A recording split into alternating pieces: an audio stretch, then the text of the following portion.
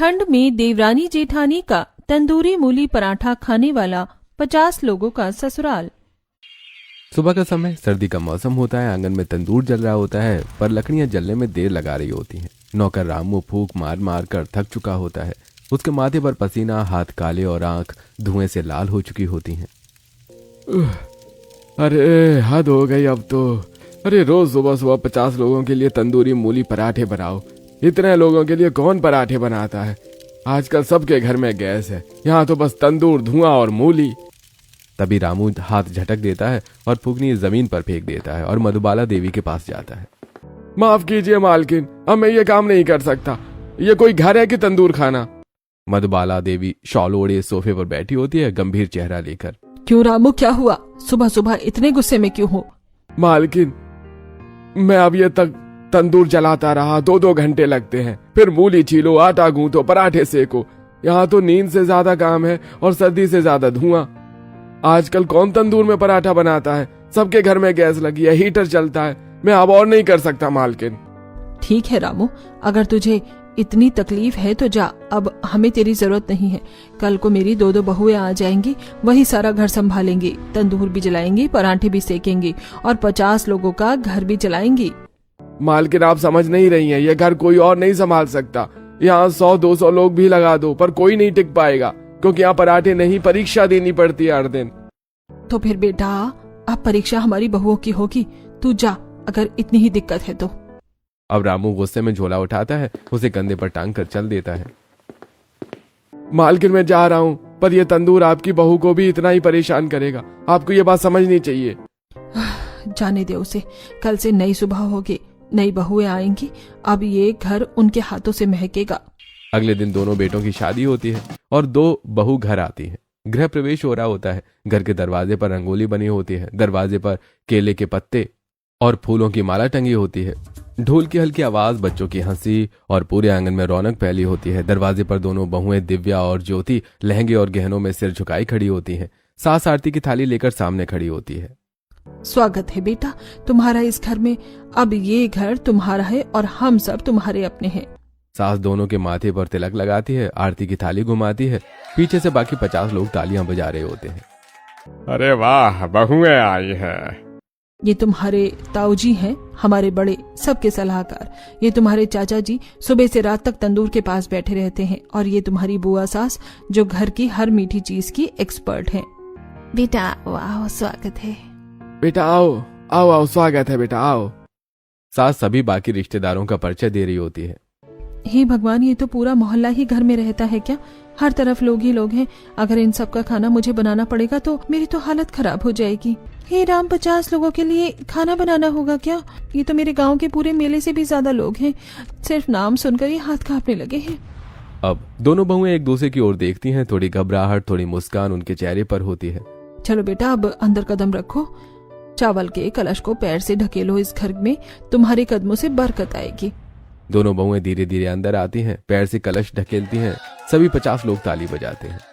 देखो सब, आज से हमारे घर में 2 नई रोशनी आई है। अब ये घर और भी गर्म रहेगा, जैसे हमारे घर का तंदूर है। वाह, सही कहा आपने। ज्योति, लगता है हमें जल्दी ही इस घर में कुछ नया देखने को मिलेगा। हाँ दीदी, और लगता है 50 लोगों के लिए खाना बनाना भी पड़ेगा। दोनों हंस पड़ती हैं, पर चेहरों पर घबराहट साफ दिखती है। अगली सुबह घर में ठंडी धुंध होती। दोनों बहुएं शॉल ओढ़े कांपते हुए सास के पास आती हैं। मम्मी जी, बताइए आज क्या बनाना है पहली रसोई में? अरे बेटा, कुछ ज्यादा नहीं, बस मूली के पराठे बनाने हैं। बस मूली के पराठे? हम तो सोच रही थी कोई बड़ी थाली बनेगी, 5-6 डिश होंगे। ये तो आसान निकला। गैस नहीं बेटा, देखो वहाँ सामने वो तंदूर जल रहा है ना, वहीं पर बनेंगे मूली के पराठे। हमारे घर में कभी गैस पर पराठे नहीं बनते। तंदूरी मूली पराठा हमारी परंपरा है। क्या, तंदूर में?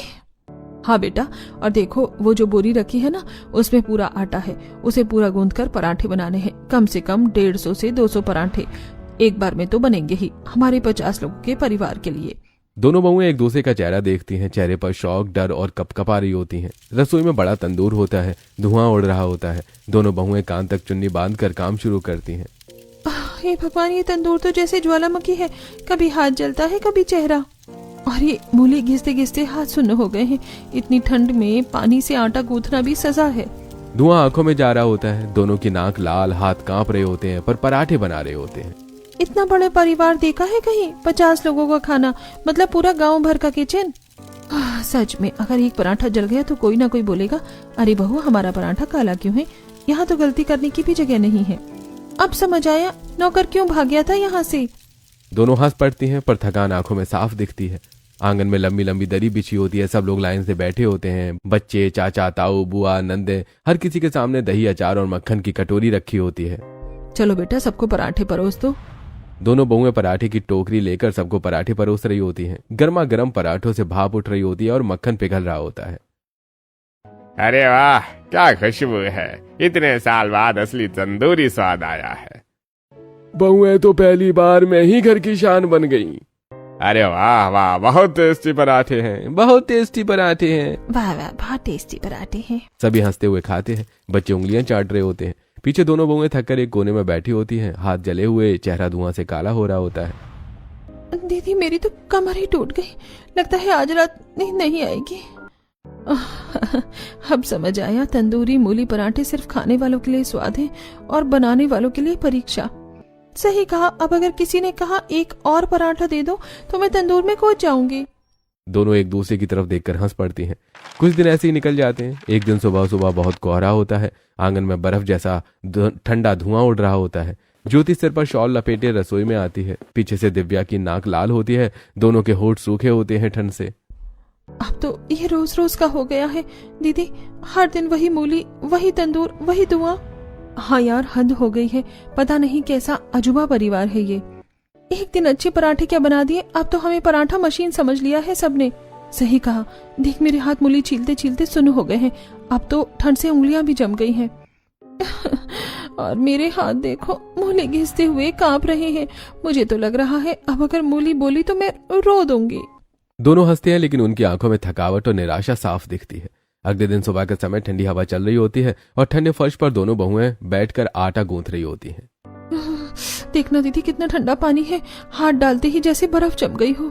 अरे यार, पर और करें भी तो क्या? गर्म पानी में आटा गूंथने तो पराठे अच्छे नहीं बनेंगे।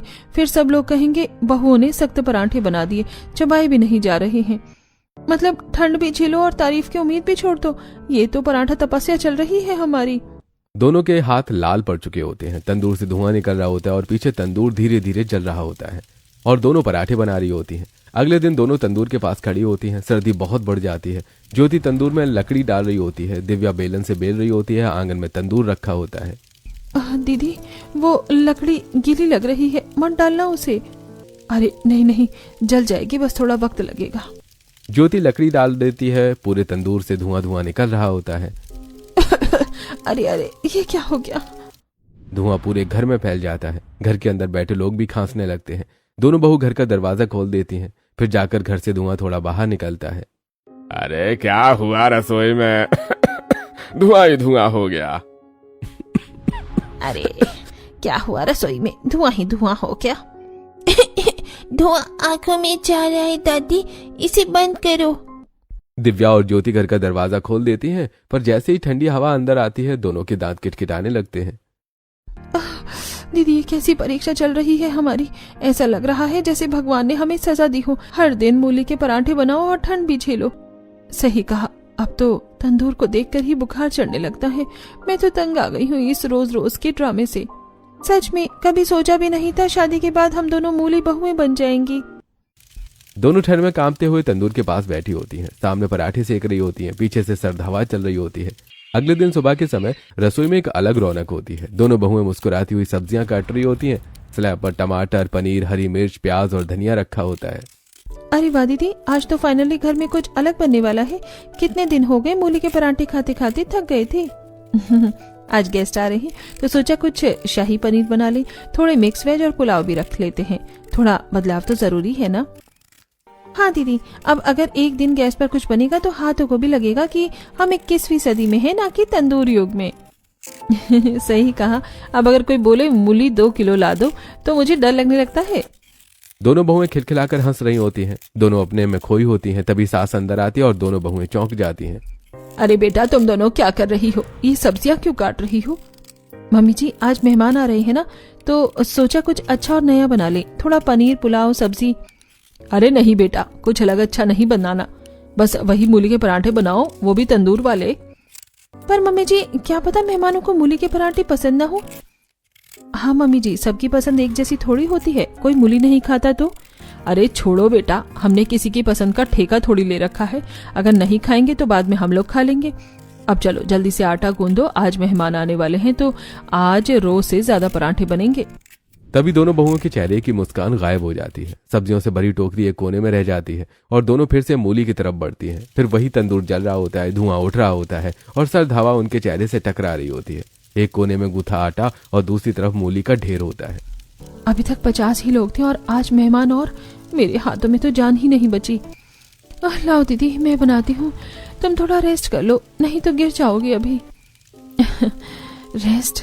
इस घर में वो किस प्लेट में परोसा जाता है, लगता है पराठा बनाना ही हमारी डेस्टिनी है। दिव्या बेलन चलाती है, ज्योति तंदूर के पास झुककर पराठा चढ़ाती है। धुआं उनके चेहरे पर आता है और आंसू आंखों से निकल रहे होते हैं। सर्द हवा में हाथ कांप रहे होते हैं। घर के बड़े हॉल में मेहमान बैठे होते हैं। ताऊ जी, चाचा जी, उनके रिश्तेदार, सामने ताजे पराठे, मक्खन और अचार रखे होते हैं। सभी स्वाद लेकर खा रहे थे। कुछ लोग चटाई पर बैठे होते हैं, कुछ टेबल पर, कुछ सोफे पर। घर एकदम शादी का मंडप लग रहा होता है। वाह क्या स्वाद है, इतनी ठंड में तंदूरी मूली पराठे, आहा बस मजा आ गया। अरे भाई इन बहुओं के हाथ का स्वाद तो गजब है, ऐसे पराठे तो होटल में भी नहीं मिलते। सभी तारीफ कर रहे होते हैं। सास गर्व से मुस्कुरा रही होती है और पीछे दोनों बहुएं थकी गाली पड़ी हथेलियां देखकर एक दूसरे को मुस्कुराकर देखती हैं। दीदी आज फिर सब खुश हैं, बस हम दोनों को छोड़कर। हाँ यार, लेकिन अब वक्त आ गया है उन्हें भी पता चले मूली का पराठा बनाना कोई आसान बात नहीं है। दोनों के चेहरों पर हल्की मुस्कान पर आंखों में थकान होती है। अगली सुबह रसोई के बाहर कोहरा हो रहा होता है। ठंडी हवाएं चल रही होती हैं। आंगन में तंदूर जल रहा होता है, पर उसकी गर्मी तक पहुंचने से पहले हवा दिव्या को छू लेती है। दिव्या कांपते हुए तंदूर के पास बैठी होती है। उसका चेहरा लाल होता है ठंड और बुखार से। ज्योति लगता है मुझे ठंड लग गई है, सिर भारी हो रहा है और शरीर में दर्द हो रहा है। दीदी आप बैठिए, मैं बनाती हूँ पराठे, आप आराम कर लीजिए, आप तो सुबह से ही बुखार में चल रही हैं। अरे नहीं ऐसे कैसे यार, सारा घर इंतजार कर रहा होगा मूली के पराठों का। 50 लोगों को खाना खिलाना कोई मजाक नहीं है। दीदी आपको अपने से ज्यादा इस घर की फिक्र है, एक दिन आप मूली पराठा नहीं बनाएंगे तो आसमान नहीं टूट पड़ेगा। मैं बना लूंगी, आप जाइए कमरे में। दिव्या धीरे से उठती है, लड़खड़ाते कदमों से कमरे की ओर जाती है। ज्योति अकेली रह जाती है तंदूर के पास। वो तंदूर में लकड़ी डालती है और लकड़ियां गीली होती हैं। धुआं उठने लगता है, उसकी आंखों में आंसू आ जाते हैं। हे भगवान, ये तंदूर तो जान ही ले लेगा मेरी। इतनी ठंड में धुएं से आंखें जल रही हैं, हाथ सुन्न हो गए हैं, फिर भी पराठे सेकने हैं। अब ज्योति कांपते हुए तंदूर में पराठे डालती है। बाहर बच्चे और बुजुर्ग सब हंसते बोलते मूली के पराठे खाते जा रहे होते हैं। ज्योति के चेहरे पर थकान साफ दिखती है। दोपहर तक वो 150 पराठे बना चुकी होती है। बस अब थोड़े और फिर सबको मिल जाएगा। दीदी तो बीमार है, मुझे ही संभालना है सब कुछ। ज्योति के हाथों में मूली के पराठे बनाते बनाते छाले पड़ जाते हैं, बालों में राख भर जाती है। शाम होते होते वो बहुत थक जाती है। ज्योति दिव्या को भी मूली के पराठे देने जाती है और दोनों बातें करती हैं। ज्योति तुझे देखकर लग रहा है तूने बहुत मेहनत की है आज। दीदी आज तो आपकी जगह मैंने संभालने पर सच कहूँ तो अब शरीर साथ नहीं दे रहा, पूरा बदन टूट रहा है, ऐसा लगता है बुखार मुझे भी हो जाएगा। कोई बात नहीं ज्योति, आज तूने किया कल मैं कर लूंगी, यही तो हमारी जोड़ी है ना, एक गिरे तो दूसरा संभाले। अगले दिन सुबह फिर वही ठंड। दिव्या थोड़ी ठीक हो जाती है। वो तंदूर के पास बैठी होती है, आटा गूंथ रही होती है। ज्योति कमरे में रजाई में लिपटी बैठी होती है, पर बार बार आंखों से झांक कर दिव्या को देख रही होती है। फिर वो रसोई में जाती है। दीदी आज आपकी तबीयत ठीक है ना? हाँ मैं ठीक हूँ, तू आराम कर, आज सारा काम मैं संभाल लूंगी। दिव्या फिर तंदूर में लकड़ियां डालती है और पराठे बनाती है। 50 लोगों के लिए फिर से वही मेहनत, वही संघर्ष होता है।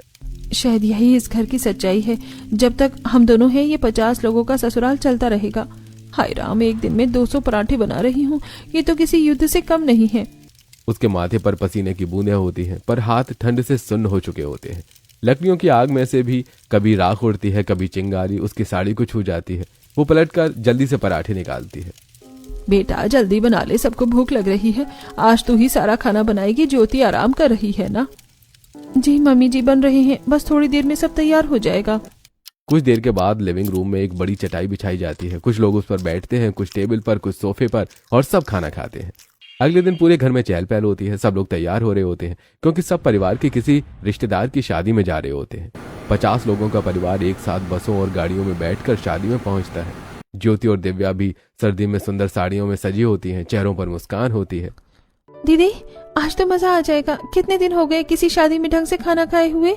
हाँ बहन, आज तो हम भी फुल मजे से खाएंगे। मूली के पराठे का नाम भी नहीं सुनना है आज।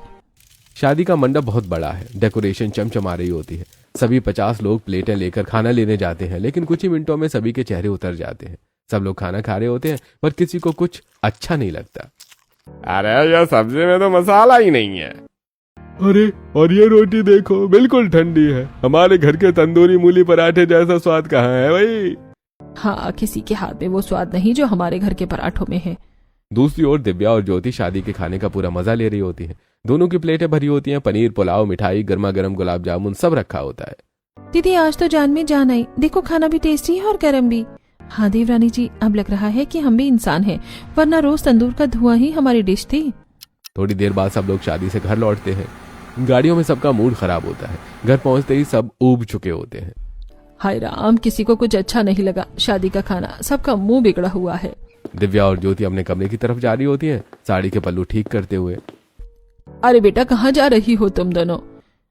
मम्मी जी कपड़े बदलने जा रहे हैं, शादी से आए हैं ना। अच्छा ठीक है बेटा, लेकिन जल्दी कपड़े बदल कर आना। शादी में किसी ने कुछ खाया नहीं है, सबको शादी का खाना अच्छा नहीं लगा। जल्दी से तंदूरी मूली के पराठे बना दो सबके लिए। ज्योति और दिव्या एक दूसरे की ओर देखकर हक्का बक्का रह जाती हैं।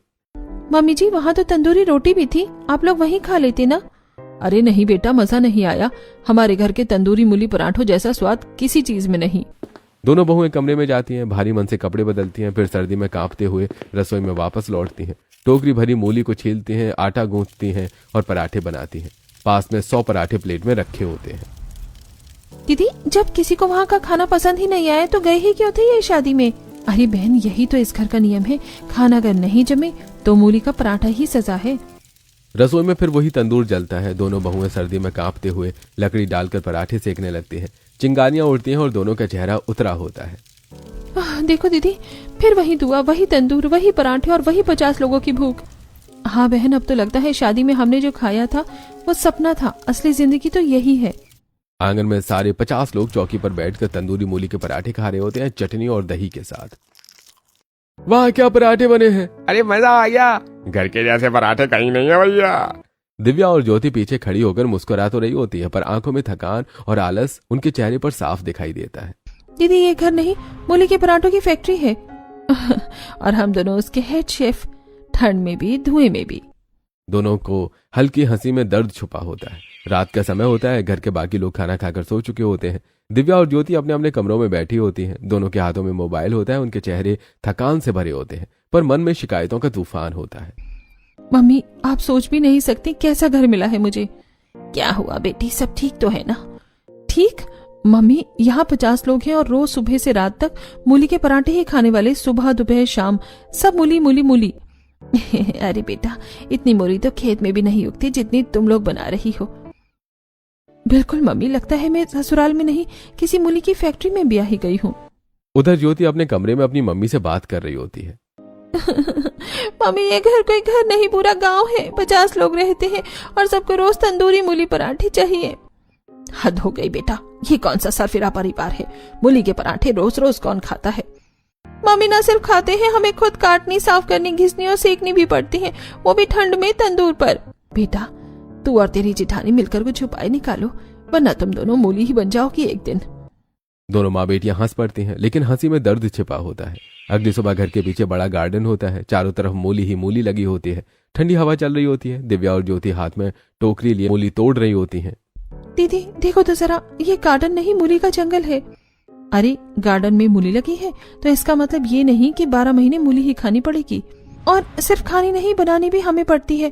पहले काटो, फिर साफ करो, फिर घिसो और फिर तंदूर में सेको। ये परिवार नहीं, आधा गांव है बहन।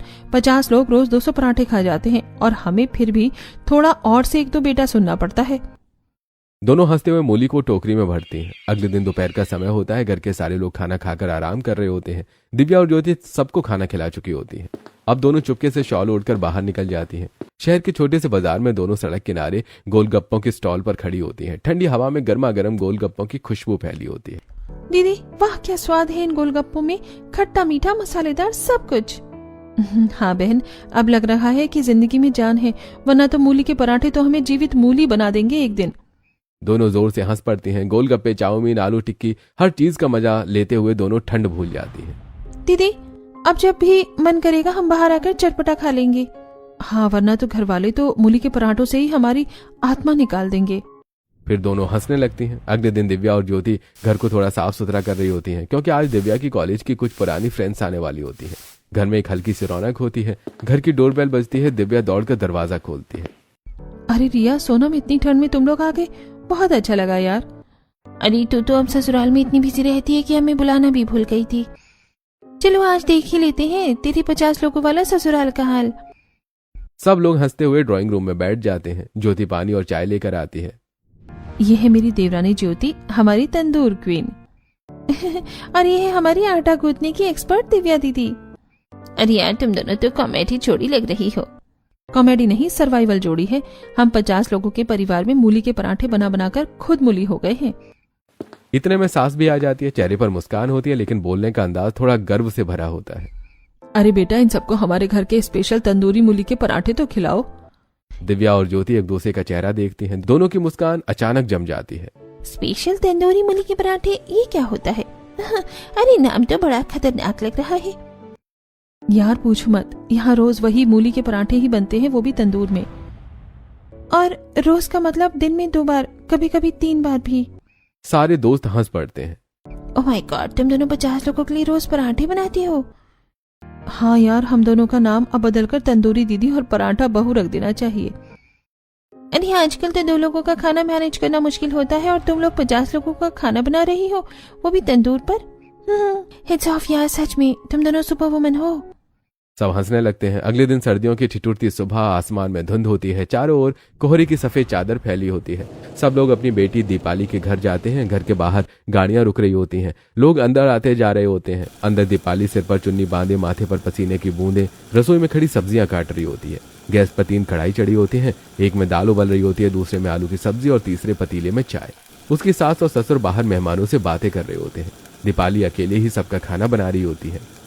दीपाली बेटा, जल्दी देखना, कुछ लोग और आ गए हैं, खाना थोड़ा बढ़ा देना। जी मम्मी जी, बस बन ही रहा है। वो पलटती है तो उसका चेहरा लाल होता है, गर्मी और थकान से। ठंड के मौसम में भी उसकी गर्दन में पसीने बह रहे होते हैं। हाथों में आटा लगा होता है, आंखों में थकान होती है। इतने में दरवाजे की घंटी बजती है और बाहर गाड़ी से उसकी भाभी और मम्मी उतरती हैं।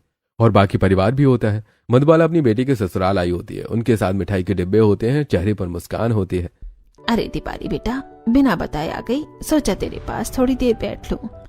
जैसे वो अंदर जाती हैं, देखती हैं हर तरफ लोगों की भीड़ है। कोई हॉल में बैठा होता है, कोई गार्डन में, बच्चे इधर उधर खेल रहे होते हैं और उनकी बेटी दीपाली अंदर रसोई में भाग दौड़ कर रही होती है। अरे बेटा, तू अकेली सब बना रही है, बाकी लोग कहाँ हैं? मम्मी, नौकरानी छुट्टी पर है और बाकी तो सब मेहमान हैं, तो मैं ही कर रही हूँ सब। मधुबाला दीपाली के पास जाकर देखती है। उसके बाल माथे पर चिपक गए होते हैं, हाथ जलने से लाल होते हैं और वो खुद को संभालते हुए सब परोस रही होती है। बेटा छोड़ दे, मैं कुछ मदद कर देती हूँ। नहीं मम्मी, रहने दीजिए, आप गेस्ट हैं। वैसे भी यहाँ रोज कोई ना कोई आता ही रहता है, मुझे तो अब आदत हो गई है। बेटा तू ठीक तो है ना? हाँ ठीक हूँ मम्मी, बस आज तो सांस लेने का भी समय नहीं है। कभी कोई आ जाता है, कभी कोई, और सारे काम मुझे ही करना पड़ता है। मधुबाला चुप हो जाती है। वो बस अपनी बेटी को देखती रहती है। उसकी हालत देखकर दिल में दर्द महसूस करती है। अरे ये मेरी बेटी की ऐसी हालत तो मेरी बहुएं तो रोज यही झेलती होंगी। शाम का समय होता है। मधुबाला अपने परिवार के साथ अपने घर लौट चुकी होती है। घर में सब लोग सो चुके होते हैं। वो अपने कमरे में बैठी सोच रही होती है। उनकी आंखों के सामने बार बार उनकी बेटी का थका हुआ चेहरा घूम रहा होता है। मधुबाला सोचती है, दिव्या और ज्योति जो रोज 50 लोगों के लिए मूली के पराठे बनाती हैं, उनकी हालत भी तो ऐसी ही होती होगी। वही थकान, वही जलते हाथ, वही मुस्कुराहट के पीछे छुपा दर्द। मधुबाला की आंखों में आंसू आ जाते हैं। तभी दीपाली का फोन आता है। मम्मी, मैं बहुत परेशान हूँ। यहाँ पर इतने इतने लोगों का खाना बनाना पड़ता है। मेरे तो कमर और हाथ पैर सब दर्द से भरे रहते हैं। अकेली मैं हूँ और हर रोज यही हाल है। हाँ बेटा, मुझे अब समझ आ रहा है इतने सारे लोगों का खाना बनाना कोई आसान बात नहीं है। आज तेरी हिम्मत देखकर मुझे समझ आया कि मेरी दोनों बहुओं की भी यही हालत होती होगी। मम्मी, आपको सच बताऊं, आपको अपनी बहुओं के साथ ऐसा नहीं करना चाहिए। घर में 50 लोग हैं और अगर दोनों ही सारा काम करती हैं तो वो भी तो थक कर टूट जाएंगी। हाँ बेटा, तू सही कह रही है। आज मैंने तुझे देखा तो दिल कांप गया। अब मैं कुछ नियम बदलूंगी। अब इस घर में कोई सजा नहीं होगी, न किसी को मूली के पराठे बनाने की मजबूरी। बस मम्मी, अब आप थोड़ी इंसाफ करें, अपने घर की बहुओं को भी बेटी समझो। अगले दिन सर्द सुबह हल्की धूप खिड़की से अंदर आ रही होती है। दिव्या और ज्योति रोज की तरह जल्दी उठ जाती हैं, लेकिन आज रसोई से कोई आवाज नहीं आ रही होती है। न तंदूर के जलने की गंध, न मूली की महक। ज्योति, आज तंदूर नहीं जल रहा? सच में लगता है लकड़ियां खत्म हो गई हैं या मम्मी जी सो रही हैं। दोनों धीरे धीरे रसोई की तरफ बढ़ती हैं और जो देखती हैं वो देखकर दोनों रुक जाती हैं। रसोई में सास खड़ी होती है, हाथ में बेलन और गैस पर रोटी सेक रही होती है। बगल में सब्जी रखी होती है, मटर पनीर, गरम फूली हुई रोटियां और सर्दी के मौसम में उठती हल्की भाप। मम्मी जी, आप इतनी सुबह उठकर खाना बना रही हैं? हाँ बेटा, आज से इस घर में मूली के तंदूरी पराठे नहीं बनेंगे, अब सब्जी रोटी बनेगी। सच में मम्मी जी, आज मूली छुट्टी पर? हाँ बेटा, ये तुम्हारा कोई सजा थोड़ी है कि तुम्हें रोज मूली के पराठे ही बनाने हैं। कल मैंने अपनी बेटी को देखा और तब समझ आया कि ये कितना कठिन होता है। Thank you so much mummy ji. हम तो कब से आपको समझाने की कोशिश कर रहे थे, पर आज आपने खुद महसूस किया। कभी कभी समझ आने में वक्त लगता है बेटा, लेकिन अब वक्त आ गया है कि इस घर में बदलाव हो। सास दोनों को गले लगा लेती है। दिव्या और ज्योति की आंखों से खुशी के आंसू बहने लगते हैं। अगले दिन बगीचे में दिव्या और ज्योति खड़ी होती हैं। ठंडी हवा चल रही होती है, गार्डन में मूली लगी होती है। अब वो उन्हें उखाड़ रही होती है। दीदी देखो, इन मूली ने हमें कितना परेशान किया था, आज खुद जमीन से बाहर आकर माफी मांग रही है। अब इसकी जगह उगेगी रंग बिरंगी सब्जियां, मटर, टमाटर, गाजर, पालक और हाँ, थोड़ा सा धनिया, ताकि स्वाद बना रहे। दोनों मिट्टी में पौधे लगा रही होती हैं। सास भी आकर उन दोनों के साथ बैठ जाती हैं। तीनों मिलकर मिट्टी में नए पौधों के बीज डाल रही होती हैं। आज से इस घर में सिर्फ सब्जियां ही नहीं, अपनापन भी होगा।